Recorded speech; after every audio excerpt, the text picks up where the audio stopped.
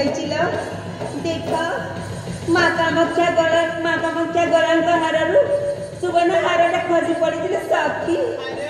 ହଁ ମୋତେ ଭାରି ଡର ଲାଗୁଛି ଆଉ ସନ୍ଦେହ ଲାଗୁଛି କାହିଁକି ନା ବାପା କହିଥିଲେ ମା କାମାକ୍ଷା ଦେବୀଙ୍କ ଗଳାରେ ସୁବର୍ଣ୍ଣ ହାରଟା ଖସିଲେ ଅମଙ୍ଗଳ ଘଟେ ପଡ଼ିକିରି ସଖୀ। ହଁ ଆମେ ଯାଇକି ବାପାକୁ ପଚାରିବାର ସଖୀ। ତାହେଲେ ଚାଲ।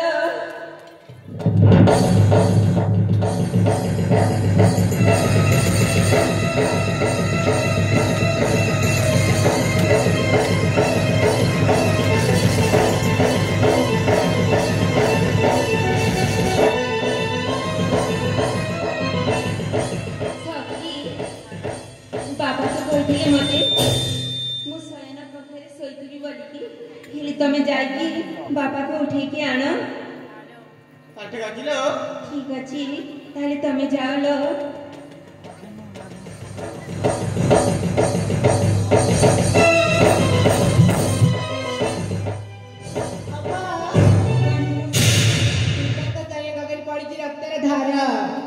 कौन कहला? हाला अपा पिता का शरीर का पड़ी रक्तर धारा रक्तर धारा हाला अपा